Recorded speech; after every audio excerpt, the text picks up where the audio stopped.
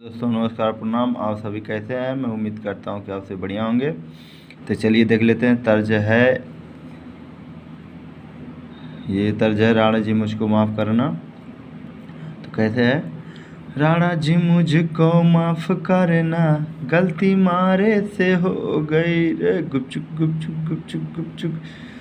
तो हिंदी से भोजपुरी गाना कैसे लिखें, तो चलिए एक बार बता देते हैं आप लोगों को।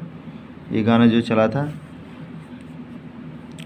राणा जी मुझको माफ़ करना, गलती मारे से हो गई। तो सुबह सुबह का टाइम है, मेरा गला भी फंस रहा है।